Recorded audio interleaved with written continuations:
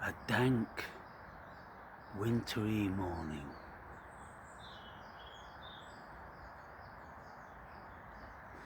in a graveyard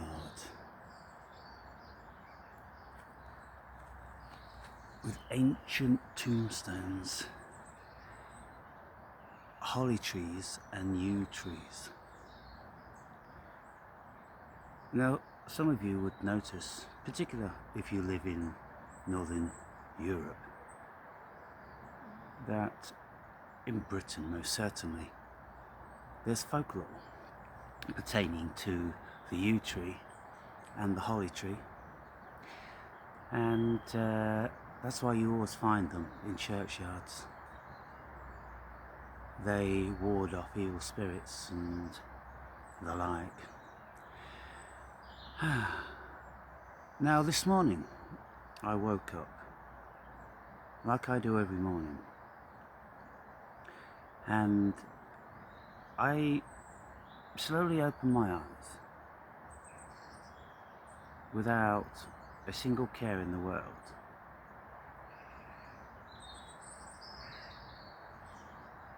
Not having to do anything.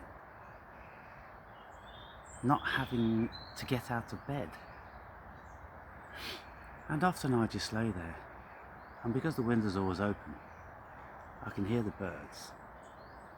And I always wake up at dawn. I wake up with a circadian rhythm. I don't have curtains. And I look out the window and I see the squirrels jumping from branch to branch, and I hear the birds. And I slip into that zone.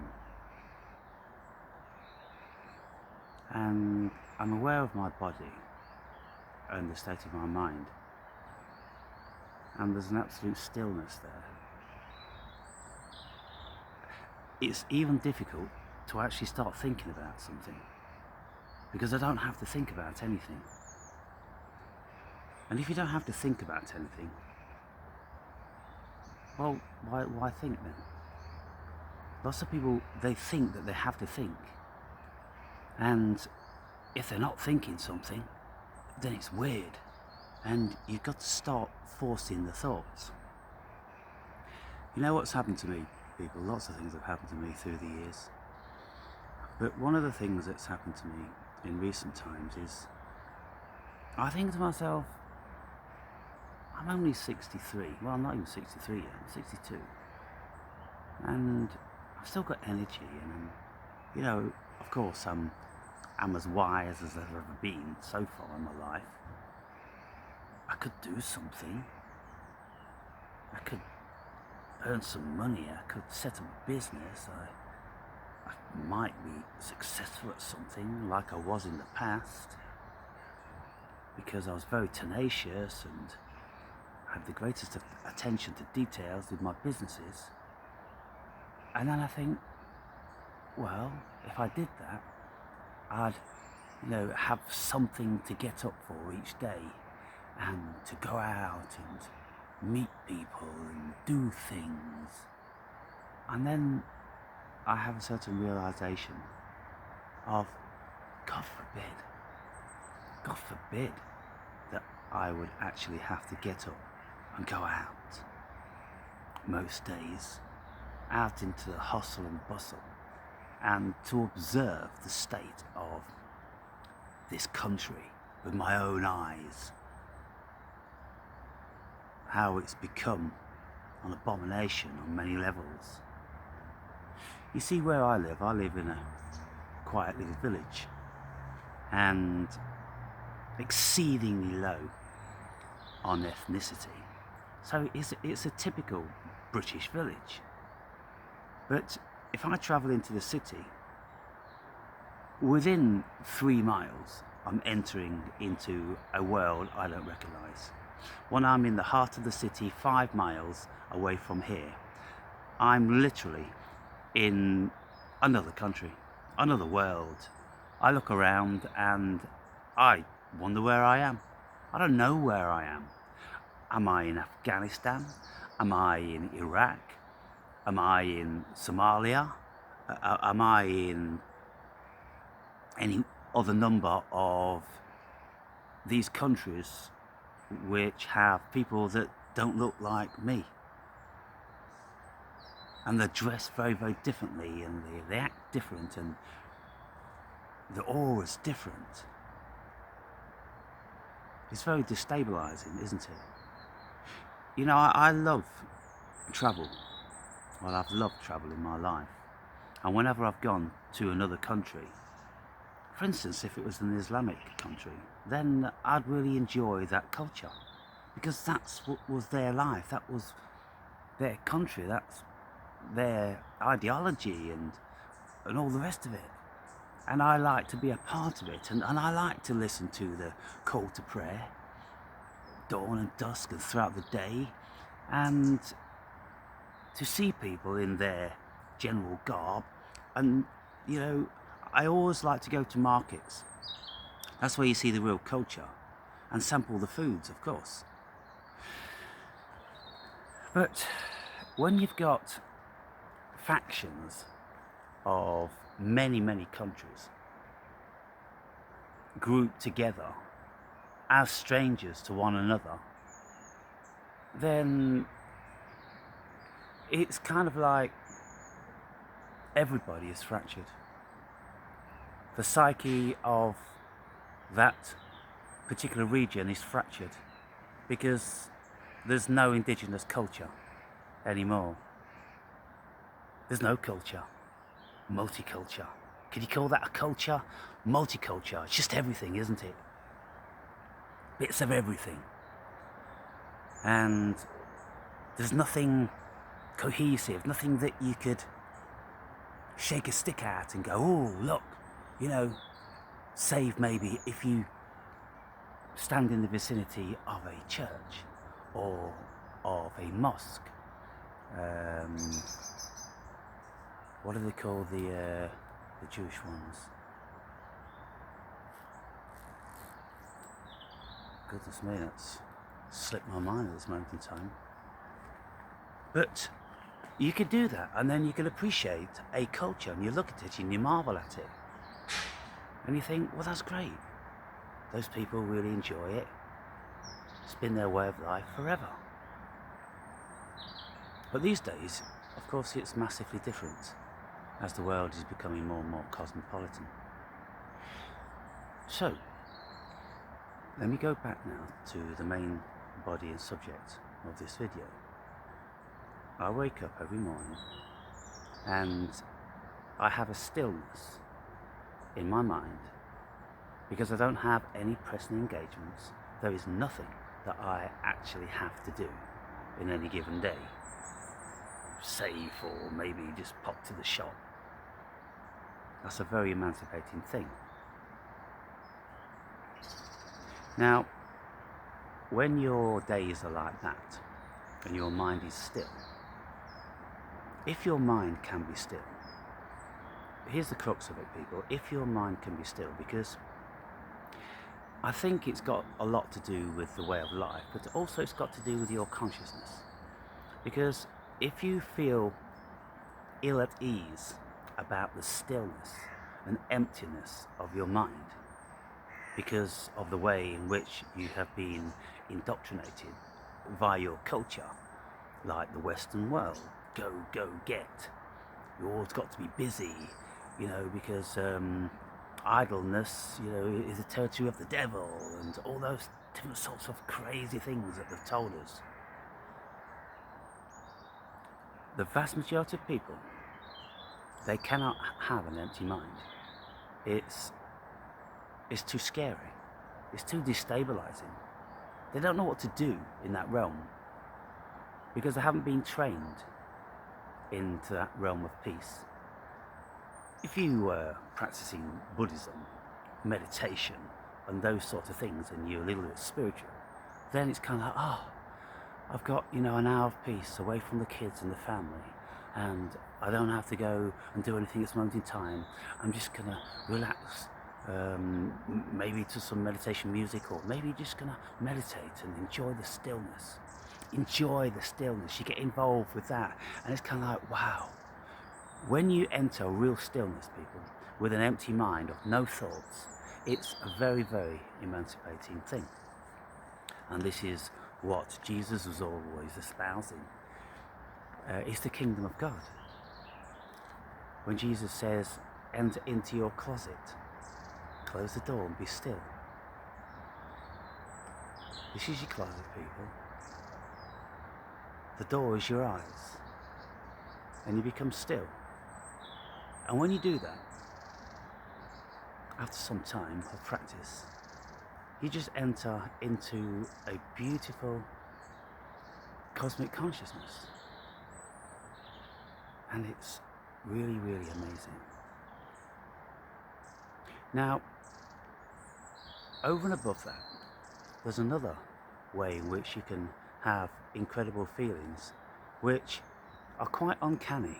They potentially are a little bit destabilizing, and I get it why people are afraid of the stillness and being alone, because every morning when I come out into the garden and I feel the stillness and I observe all of the flora and fauna about me, and like now I'm listening to the birds, and you learn throughout the year the different intonations of birds, because they have different languages throughout the year for different things.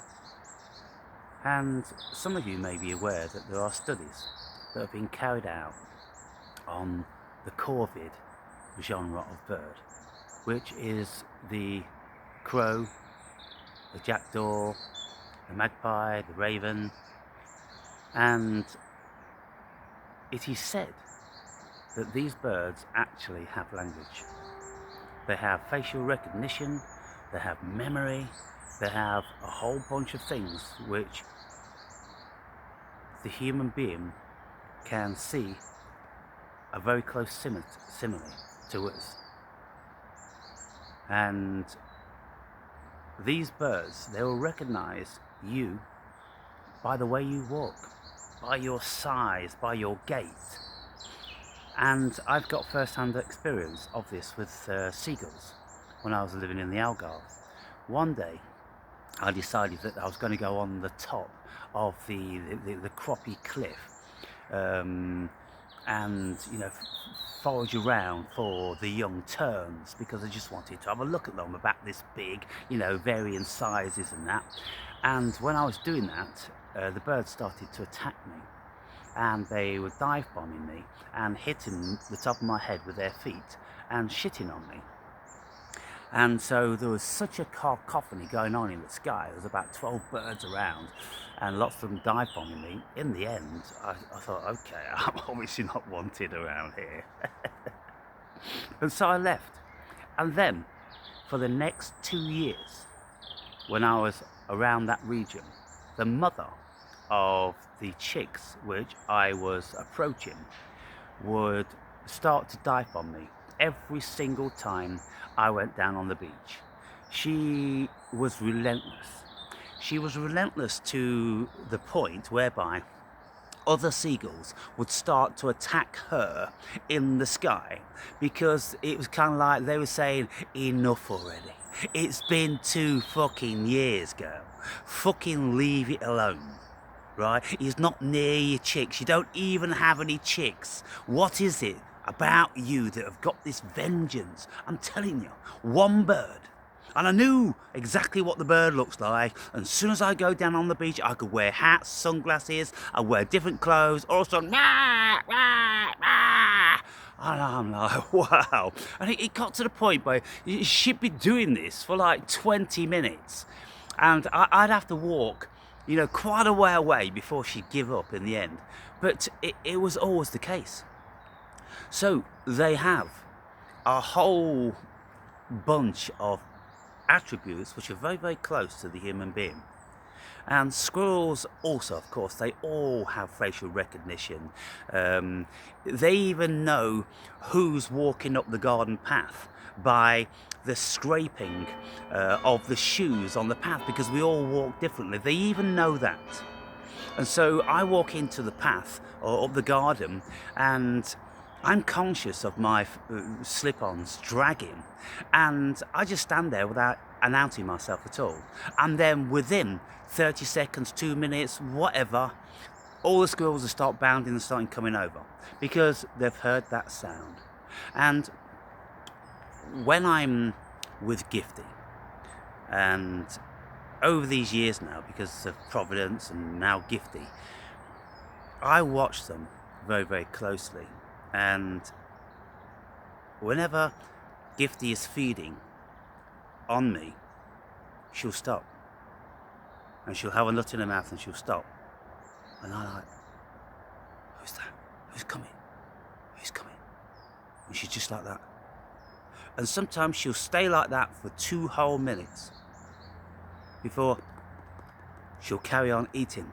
She's heard another bird with a distress call or a vocalization which says that there's something over there, and she works out how far away this is. Now, it can be a garden or 2 away. They'll hear it. They'll hear magpies. They'll hear ravens. They'll hear the robins or the tits. They've all got their thing, which they say there's a cat around, there's a fox around, or there's different human beings around now. And so she's like this. So I try to place my mind within her mind.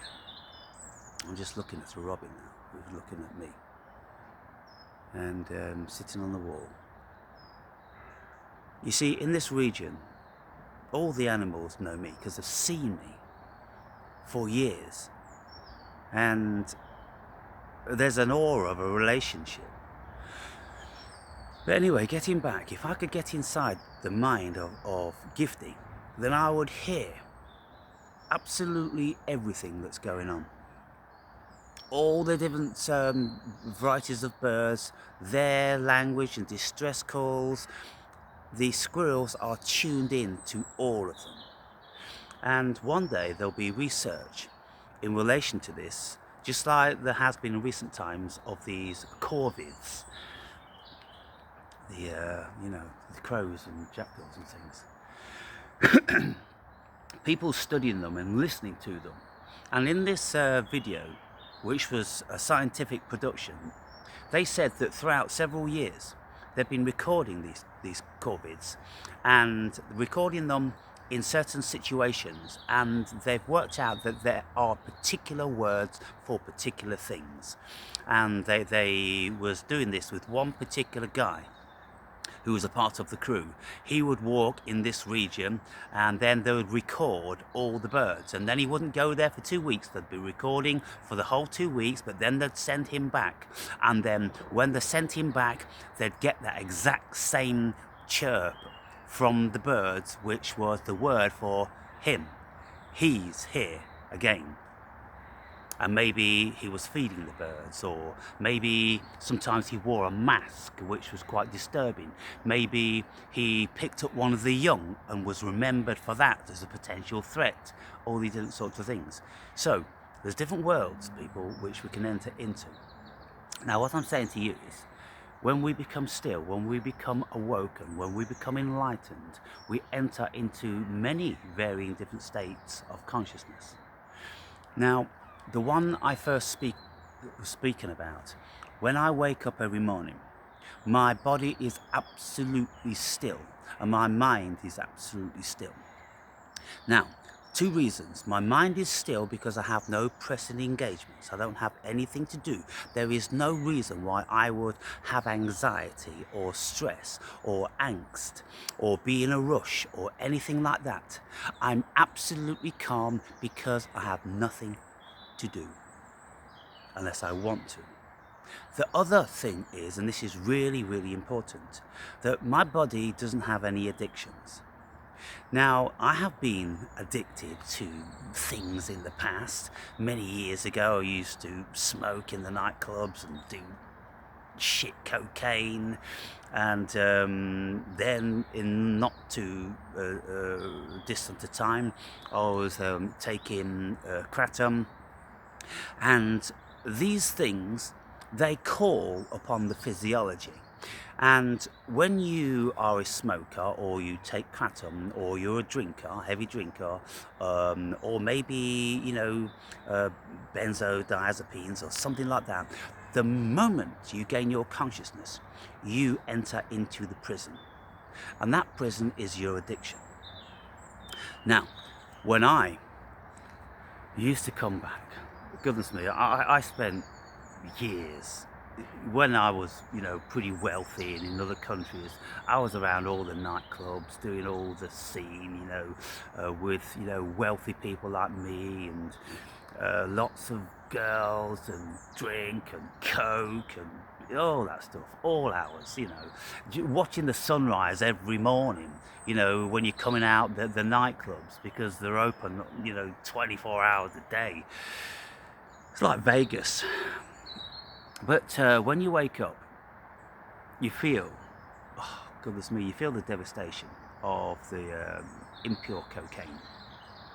You feel the anxiety and addiction to the nicotine.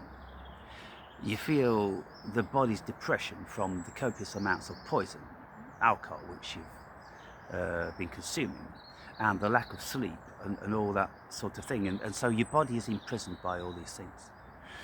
And when me and my mates would go out, and we would have a good one all through the night, and we'd have new girls, and so we wouldn't be sleeping, and we'd need 3 days to recover.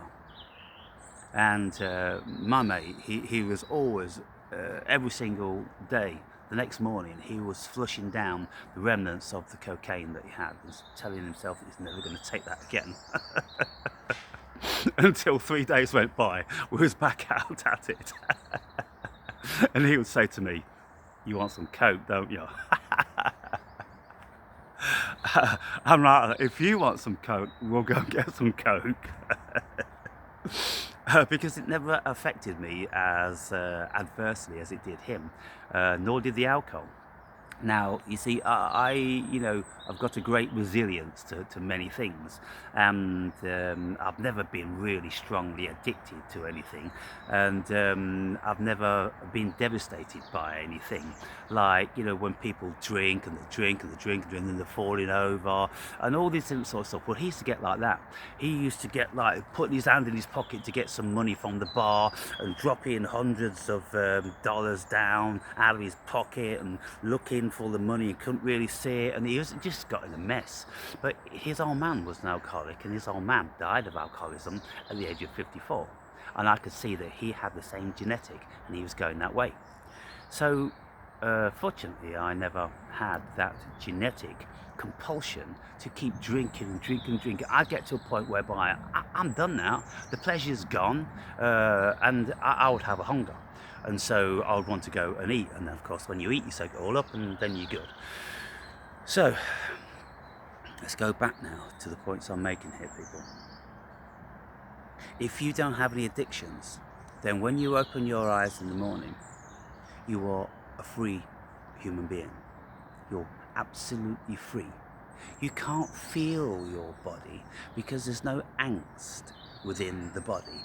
The heart doesn't start beating fast because the anxiety is pumping. The chest isn't heaving, there's no vibration, there's no knots in your stomach, there's none of this. And how many of you are addicted to cigarettes and coffee in the morning, and you can't do anything until you've had your cigarettes and coffee, and you're probably shaking like this with your cigarette, and because your body's in such a turmoil. Goodness me, people. As soon as that started to happen to me, I'm like, I'm not going to live like this. Because I knew what it was like to have a pure mind and a pure body. Because I've been training all my life, I've been absolutely super fit, never had any impurities for many, many years. I wouldn't even go out drinking with the mates. So I knew what that state of mind and body was like, absolutely pure, the kingdom of God. And I wrote about this quite a lot in my book, how exercise, very vigorous exercise over a long period of time, takes you into the kingdom of God. Why? Because your body is the kingdom of God. And when it's absolutely fit and it's super healthy, and your mind's calm and still and all that, well, you feel fantastic, and you've got a massive amount of oxygen because your body's so pure and efficient at using it. That's when you're free, people. That's when you're in the kingdom of God. That's when you're in heaven. You see, all these things, they're just metaphors to what is here and now. Jesus used to say, truly the kingdom of God is within you all, and it's outside of you, and yet you do not see. Now, when we are not addicted, and when we don't have anything to do, and we gently gain consciousness of a morning, you lie in pure ecstasy. You're in absolute bliss. And you can stay there forever. And when I was meditating prolifically, I would just then go into a meditation or practice my out of body practice, which is just lying absolutely still without swallowing, blinking, scratching, nothing at all. You just lie absolutely still. And so with a clear mind, you enter into a realm which very few people ever encounter.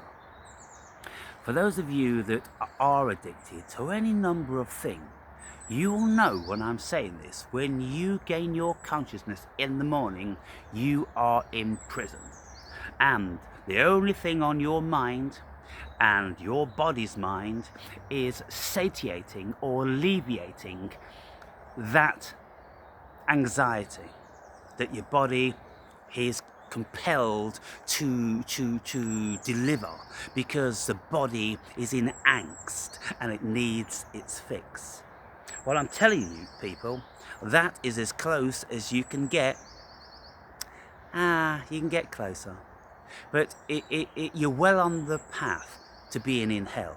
When your body is in that level of prison and containment, and under that level of duress that it's got to keep having its fix, the moment that fix is taken away from you, you're in big trouble. Now, lots of people, they've been in these realms for so long, all their life. Started smoking when you're 15 and, drinking and whatever, and you don't know anything else. And so if you tried to stop, like you all have tried to many times and you couldn't, well, in the end it's just fuck it, you just give up because you don't have the willpower. And the reason why you don't have the willpower, one of the reasons, is because you have never experienced what it's like to be in heaven, you see. Because if you had experienced what it's like to be in heaven, well, you would have when you was younger, before you started any of these addictions. But it's too long ago, and you've forgotten it, and you never realised it really at that time. You see, I realised it because I was an athlete, a very efficiently super fit athlete, super fit. I was a member of the British full contact karate team representing my country. And so, of course, I had to be super on the ball. And when your body's like that, well, there's a whole bunch to be said for it.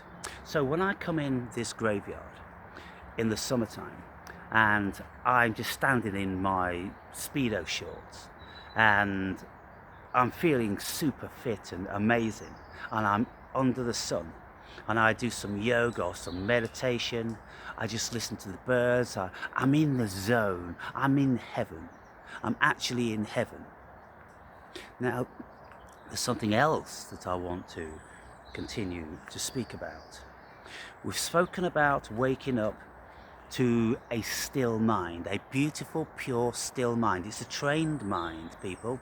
It's a trained mind via meditation. It takes a long time before your mind doesn't just kick in with shit every single day, because that's all you've been used to, and that's what your mind requires, to think, because if you don't think, it becomes too much of an uncanny experience. You feel afraid of that.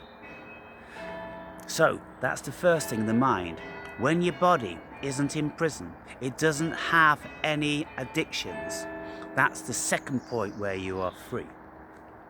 When you enter out into the world and you have both of those arrows to your quiver, then your body is open and able to absorb and be absolutely present with the world about you. And so, if you're in a city, it's very, very unfortunate. And this is why I don't go into the cities, because I would just be looking at all that shit going on. And it would be pretty overwhelming, because my mind notices pretty well everything that's going on. And goodness me, I'll be seeing all that, and I wouldn't like it. I wouldn't like it. I used to love going to cities. When they were the original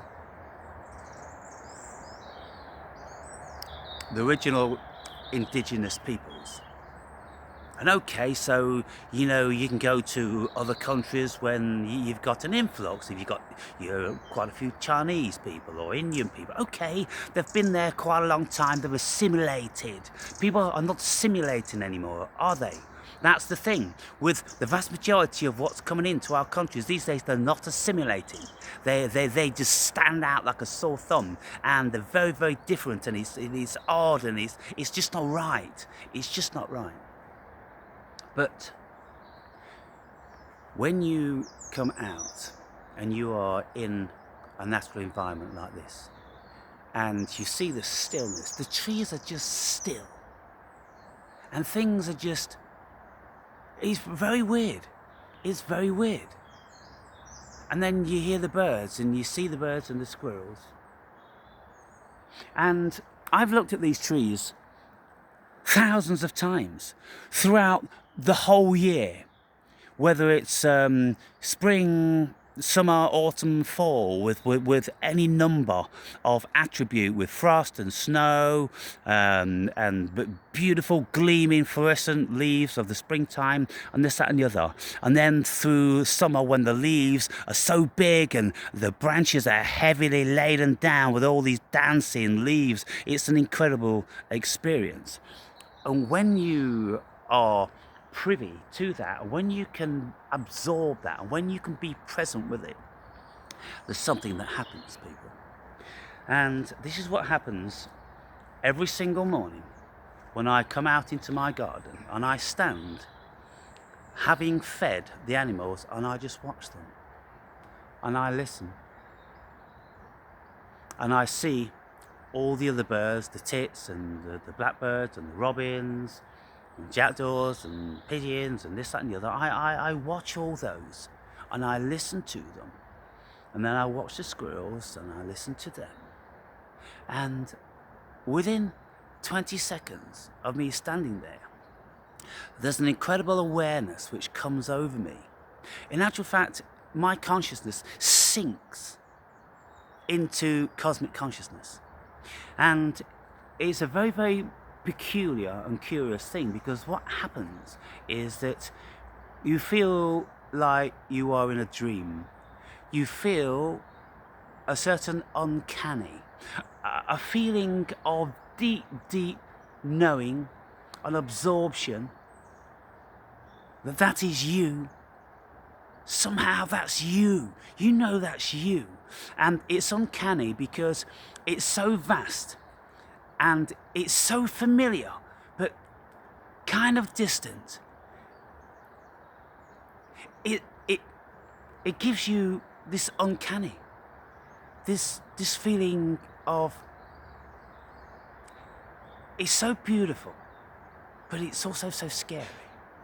And I guess it's a bit like if you had an acquaintance with certain spirits. When you have an acquaintance with certain archetypal spirits, there's a deep knowing, there's a deep connection, and it could be the devil, it could be God, it could be Jesus, it could be angels. I've had this connection with all of them. And it's not like I think they're anything separate out there. No, they're all a part of me. They're all a part of cosmic consciousness. Everything is there. All different sorts of gods and angels and demons that you can ever imagine, that all different sorts of cultures have ever imagined and experienced. It's all there for you to tune into. And I've tuned into all of those things. And so I know the abject terror of tuning in to the notion of the devil. I know the abject bliss of tuning in to the notion and essence of Jesus. I know the very, very dichotomous energy of Yahweh, which is exactly what's depicted in the Old Testament. It's kind of like the Father wanting to guide you in a certain direction because he thinks or knows it's good for you. But when you don't, he's going to let you know. And so it is this whole love God, but be afraid, be terrified. And Yahweh, the God of the Old Testament, has that. And then Jesus has the unconditional love. He doesn't have anything else. I've never experienced anything else. You do this or else. No, that's the territory of Yahweh. Jesus is absolute unconditional love. And the devil is evil's here if you want it. Evil's here if you want it. Do you want it? It's the tempter. And so why is it that we feel these things? Is it something which is innate to them? Are those archetypes really pervasive in the world? Or is it just an idea and an energy and an archetypal type thing within consciousness? I think that's what it is, people. And so, because it is written that Satan is the tempter, well, when we experience that deep negative energy, it's not like, for me, and I encountered this twice, very, very profoundly. It's not like your soul has been lost. It's like you're being offered whether you want to sell your soul, whether you want to give your soul. Do you want to relinquish your soul? Are you strong enough to reject my temptation? Because the temptation is terrifying. And then when you're in the midst of it, it's kind of like, well, you think you'd be better off dead. And so, yes, to take Satan's proposal of ending your life looks quite favourable.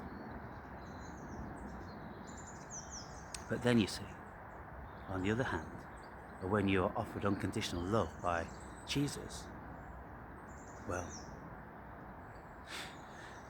it's a crazy, beautiful, unbelievable thing. But it's kind of like, in this life, well, for me, I knew that it wasn't obtainable. The feeling that came over me was so fantastic, so amazing, that nobody could live with that feeling. So you're shown these things, and then they go away, and then you, as individuals, you continue through your life having that information, knowledge and experience, and you decide what you're going to do with that. Now, I could have fallen head over heels into the realm of Christ, but I chose not to. I could have done the same with Yahweh and with Satan, and being carried away with the embodiment of angels, but I didn't. I kept coming back to this essence. I have a level of appreciation and confluence with these. I know they're all there, and I know they're all facets of what I am, what cosmic consciousness is, and all the rest of it. But I want to keep my individuation as I go through this life. I don't want to be absorbed into any particular one, Some people want to become Satanists. Some people want to become Luciferians. Some people want to become evangelicals. Some people want to become Muslim or Buddhist or Christian or you know, Orthodox Jewish, Judaism. I don't want to do any of that. I want to sample all. And it's kind of like, I'm always saying I'm not from here, people. I'm not from here. I'm not being trapped. I think they're all trapped to a degree because they close your consciousness down into one arena. I'm not allowing my consciousness to be contained, and I don't care how beautiful and how bliss and what the promises are that you can live forever in heaven or you'll go to hell. I'll cross whatever bridge I'll cross when I'm presented with them when the time is nigh. And so, I spoke about 3 things here, people. 3 very important things, how you can be free and you can enter into the kingdom of God, for want of a better terminology. The first thing is that you don't have any pressing engagements. You don't have any stress. You don't have any obligations. You don't have any drive. You don't have any push. You don't have any pull. And doubtless every single one of you is saying, yeah, well, that's not practical really, is it, Aaron? Yeah, because unless we've done what you've done, you see what I've done. I've paved my way into freedom, haven't I? That's what I've done. I've consciously paved my way into freedom. I've made a conscious choice and I've pursued a path, and that path has led me here, speaking to you in this churchyard, like I have done many, many times, completely emancipated from the trappings of the cosmos, whatever way they come in, whether it's religion, whether it's society, whether it's culture. All of these things, they're traps. And so I don't want to be trapped by anything. I want to be free. I don't want to be trapped by love. You might have got that impression. I don't want to be trapped with friends, so-called friends. I don't want to be trapped with associates. And so I spend a great deal of time and energy and effort on this channel ensuring that I don't get trapped by any of those. And often I can get ruthlessly pursued, but I simply cannot oblige. I'm not open for romance. I'm not open for love. I'm not open for any sort of compassionate affiliation. I'm not open for friendship. I'm not open for anything which is ongoing, which is going to make me feel like I've been compromised in any shape or form. And if somebody wants to send me emails now and again, okay, fine. If somebody starts to send me emails every day, it's a trap. Can you see what that is? Somebody's energy is attempting to trap you. They want your energy. They want your undivided attention. I can't give anybody my undivided attention. I simply can't, you see. Because look, people, when you've got a partner, I've been watching these videos and they're speaking about, being lonely, alone. Well, these days, all the kids are on the computers. Well, they're going to grow up lonely and alone, and they're not going to have the social skills to be able to find partners, because if they try to pursue a partner, then the partner's going to think they're weirdos because they don't have the social protocol and this, that and the other. Well, if that's good for the goose, it's good for the gander. And if women are spending loads of time on these silly games and things like that, as well as the males, well, they're both going to be in the same boat then, aren't they? They're all going to be fucking weirdos, But if it's just the guys that are spending time, on these games, gaming, 10 hours a day, and, watching porn, and, just, getting their minds filled with that level of available satiation. You can satiate your sexual urges with porn, but it isn't a real thing, is it? Because if you watch porn all the time and you want this just how you want it, and you flick, and you find the thing that suits you, well, with a partner, it ain't going to be like that, is it? You're not going to be able to say, do this, do that, or you're not going to be able to, flick the frame or the video or something to get one that you do want. You've got a real human being. And this couple speaking about, well, if you want to wake up with someone lying next to you, I'm like, God forbid. God forbid. No, I don't ever want to experience that again for the rest of my life. Unless maybe it's a very, very casual thing. But to have somebody in my life, that would be like being trapped by the devil himself. That's how I feel about it. I just don't feel in any shape or form how having a partner would benefit me in any way. I just do not have the desire for any of that thing. Oh, someone that's there for you. Oh, someone to share with. Oh, someone to cuddle with. Oh, someone, no. Freedom, people. Freedom. So, you might start to get the idea of what I'm saying now. You can be free. And you may think, I don't want to pay that cost. I don't want to live alone. I'm not alone. I'm not alone, people. That's the difference. I have the cosmos, and I have all of these archetypes, and I have all of these memories and experience, and I'm open to everything that's going on. How could I be alone? I'm in some sort of phantasmagoria. There's just an explosion of experience every single where I go. And when your mind is open and tuned in and available, then you just find beauty and magic in everything. You don't need that to be closed down in a conversation with one person that's going to keep bringing you down to their narrow perception. And you may say, well, not everybody's like that. Lots of people can speak about this. Oh yeah, now and again. No.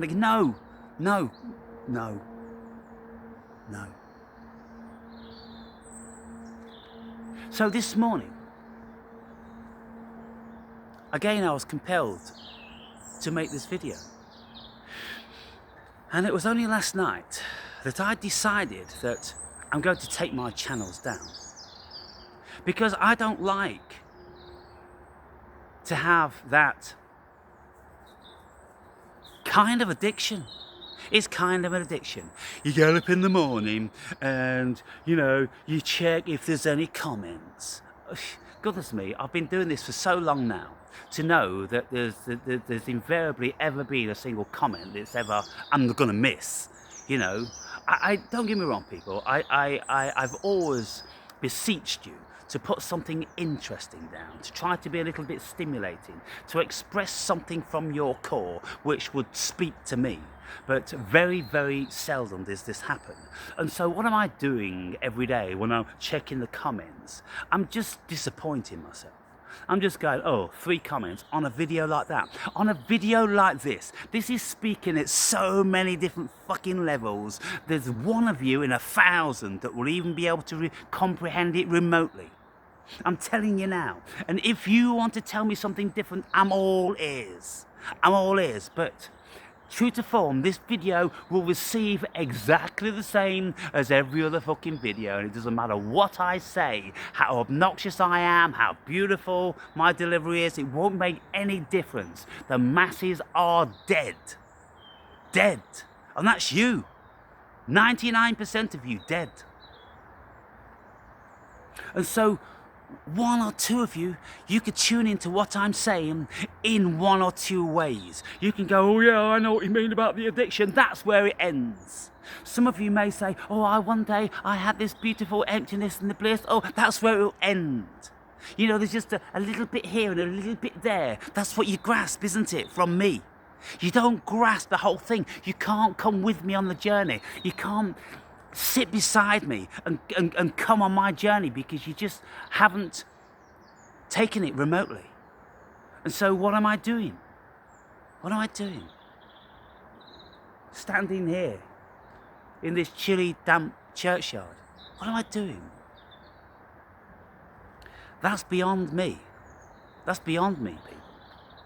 Because only last night I was of a mind just to take the channels down, because I just don't want even to have to do that, or to have a mind to do that. I don't want that to be a thing in my day where the first thing I do is go on and check the computer, you know, for who said what. Nothing. Fucking nothing. So I can't have it in my life. And so I'm thinking, well, look, here's what happens with channels these days. Because there's such a massive influx of new material, every single video you put up, which becomes yesterday's fucking chip paper wrapping, newspaper, right? In Britain, you know, we used to wrap chips, believe it or not, in fucking used newspaper. But we don't do it anymore, obviously, for hygiene reasons. But, you know, so who wants to read yesterday's news? Nobody. You wipe your ass on that stuff, don't you? And so what I notice is when I don't put a video up, then I don't get any views. And when I go back, having not looked at videos which I put up a year ago, there is almost sometimes no more hits on that video than there was when I put it up on the day I put it up. So what does that say? It says that all these videos, they're just being archived, they're just going into a black hole. Nobody will ever watch them. Because nobody will ever just take the effort to say, oh, what else does this guy have? It's like, who searches on the second page of Google? Nobody does it. People just look for the first or second line and they're happy with that. And so there's no point in my 2,000 videos remaining. I may as well just take them down. Just make them private. So I have them there to do whatever I may decide in the future. If I decide I can do something with them, or want to filter something out, or whatever, I don't know. It's like photo albums. You keep photo albums, don't you? I mean, how often do you look at your photo albums? Once every 5 fucking years? You know, when your kids come round or something. Oh, that was you when you were 4 years old. Oh, look at that haircut. Oh, look at that tank top there. You know, this is it, isn't it? So I'm thinking, well, I'll take those down. Nobody ever watches them. And maybe I'll start a fresh channel. And it won't be so stratified. I won't be putting cooking bloke videos. I won't be doing foraging videos. I won't be doing, you know, beautiful deliveries and obnoxious rants. I don't know. Maybe I'll just choose a specific subject to concentrate. And you know, the other thing I don't do, I don't put any keywords in. I don't put any description in. I don't do anything to promote my videos. And often people send me emails from companies. Oh, I've noticed you've got a great channel, by the way. You're great content. Of course, you'll say this. But you're not getting enough views. And looking at the statistics, well, the reason why, because you're not putting in a description, you're not putting in keywords, and on your rating of how your video is going to get promoted by Google, you have a 0. I have 0 promotional ratings, and it's the one that anybody ever gets my videos in their feed. But now and again, people tell me, I don't know why your fucking videos come up in my feed, but anyway, I clicked on it, you know, just to see what the fuck was going on with this fucking weirdo looking bloke. Yeah, and so look, people, It's now, now, now, now, now, now. Tweet, tweet, tweet, tweet. It's incessant and it is vile. And I am not even sure that I want anything to do with it. Why would I? I don't need that fix. I most certainly don't need that addiction with a small a. I don't need that. I don't need the disappointment. You see, one of my bones of contention that you'll be aware, of course, is that I think you're all dead. And the vast majority of you are dead. You don't know what I'm speaking about. You are not in my paradigm of consciousness. And some of you may dismiss this as nonsense. Some of you may think it's haughty. Some of you may be disappointed, or some of you may go, "Oh, I'm in it, I know what you're on about." But really, do you? Do you really know? Or do you just think you know? Or are you just catching a few words here and there? It's kind of like when we're learning a new language. The first thing we do is to learn to listen and recognize words. And then, some people can say, well, I understand, most everything that you're saying. But you say, if you say you understand most everything that you're saying, you only have to miss a few words out to completely lose the context. And so it's a delusion that people are under. That, I understand, because you can say, I went and caught a bus the other day, and, okay, you get that little, yeah, I can imagine you caught a bus, caught a bus, did you catch a bus? What the fuck? These words that we use. But anyway, I think that's what it's like for you people. You don't know. You've not travelled here. You've not travelled in the world. You've not travelled with the meditation and the psychedelics and the conscious journey that some of us go on. You've not done it. And it's kind of like, for me, if I'm an artist and I'm on stage and I'm delivering my songs and I have an audience, like, let's say 100 people came to my venue, and then there's only one of them that's having a little bit of a clap, and I'm like, are you asleep, or you cosmatosed, or what the fuck's going on? You actually paid for the ticket to come to see me, and yet you can't even get in the theme. You can't even, clap a little bit, or give the no. You don't, deal. You just watch dead, because you don't know what I'm saying. And it's kind of like you've got the wrong ticket to the venue. And so, what do I do with that? I'm here now, I'm standing in this freaking churchyard. There's something which is compelling me to keep appealing to you in some way. I personally don't want to do it. My ego doesn't want to do it. Trust me, I don't need anything from you. In actual fact, I do. Most of the videos I put up on this channel are to try to prevent you from commenting, to make you feel small and intimidated, and make you think that I'm a big fucking know-it-all and cause resentment in you. Yes, I do that purposely, so you don't put your stupid fucking bullshit down, which is going to annoy me. And my filter is that if you know something, if you really think you know what I'm speaking about, I want to listen to you. I want to engage with you, and I will offer you the option to come to speak with me. But the vast majority of you are terrified of that. That's why you won't put anything down, because then the next thing is, he's going to ask me if I want to go and have a chat. And you couldn't do it, could you? You see, people? You see where I am? And so, I'm out there. I'm in here. I'm not with you. I'm not with the world as far as human beings are concerned. You know how I feel about them. They're not my people. I'm not from here. I'm not. Someone sent me, this Robin's looking at me again. Because well, I'll tell you what I'm going to do. Right, I'm going to put some down here for you. I'm going to put some down here. There you go. Yeah, I'm not from here. Somebody sent me a link asking, am I a star seed? And I'm like, I've heard the concept. I've never looked into it because it's a new agey thing.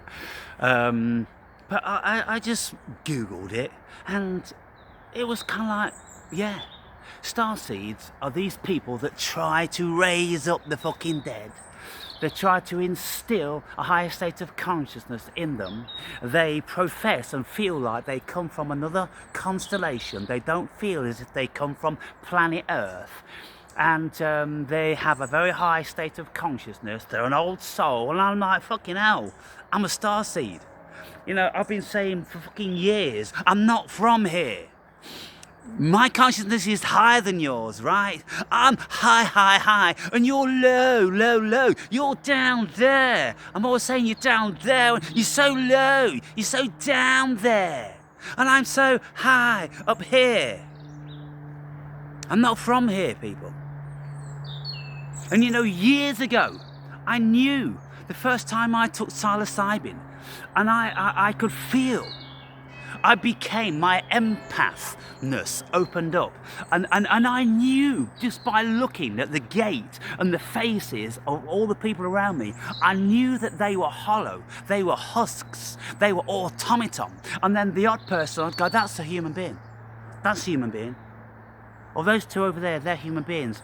Those four over there, those two over there, they're empty. They're fucking empty. You see it.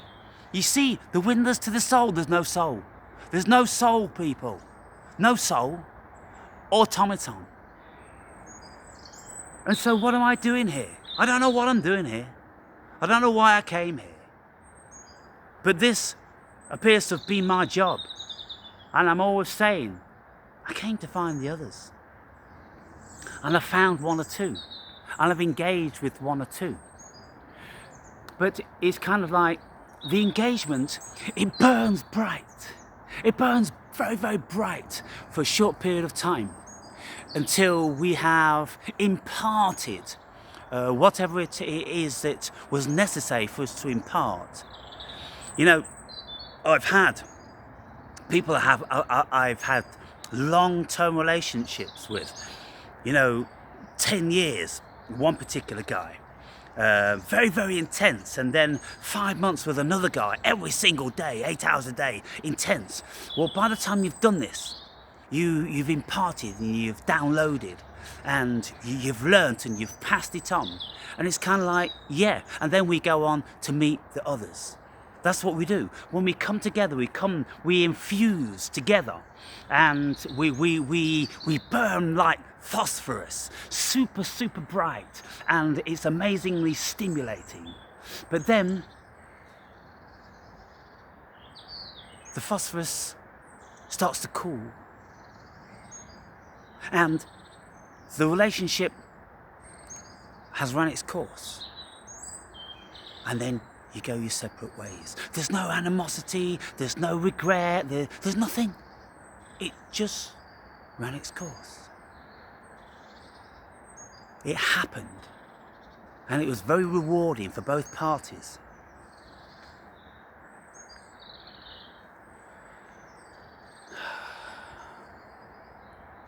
One hour and 2 minutes. I think I'll wrap it up here, people. It's enough.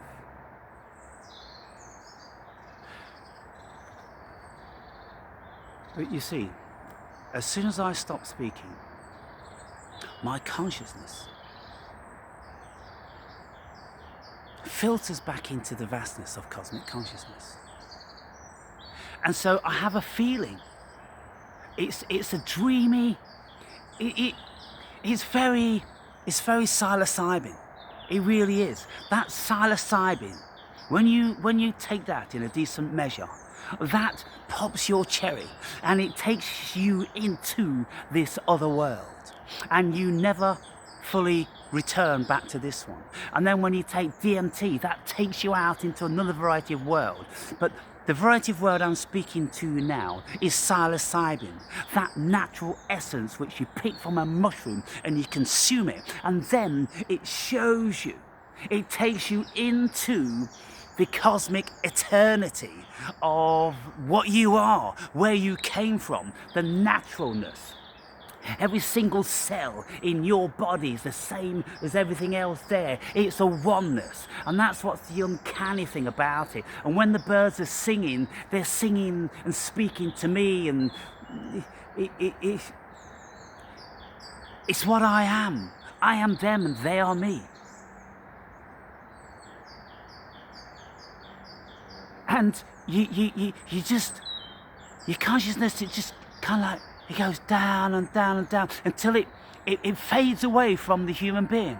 And it's just immersed. And that's what the meditation does for you. When you go into a meditation, I sit here in the summertime in meditation, and all of a sudden it's like the cosmos just comes down and envelops me. And I drift off into the echoing of the bird song. It's like I'm in a beautiful dream just floating around. That's what happens, people.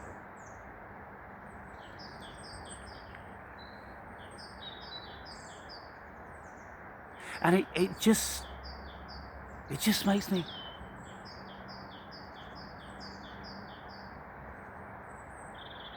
just zombified. It's calling all the time. It's calling incessantly. But keeping ourselves busy. Oh, it's a little bit chilly. Oh, I'm going to go and have some breakfast. Oh, I've got this to do. I've got that to do. Well, it's calling. It's calling. And if you can just go, okay.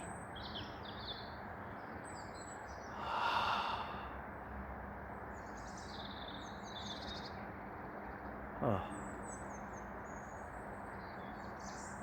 Oh. Oh. It's like you're drunk.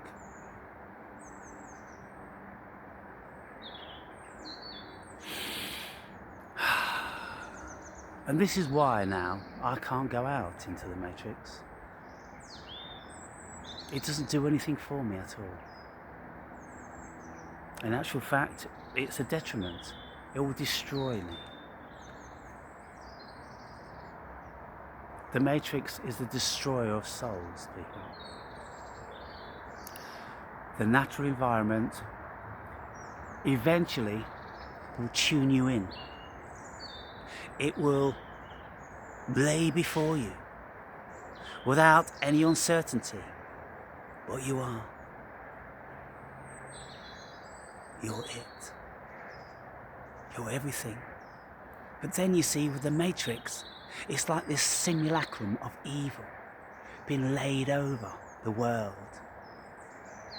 And it contains, and it entices, and it tempts. You see, it's the proverbial devil. But when you come out into the countryside, it's filled with angels.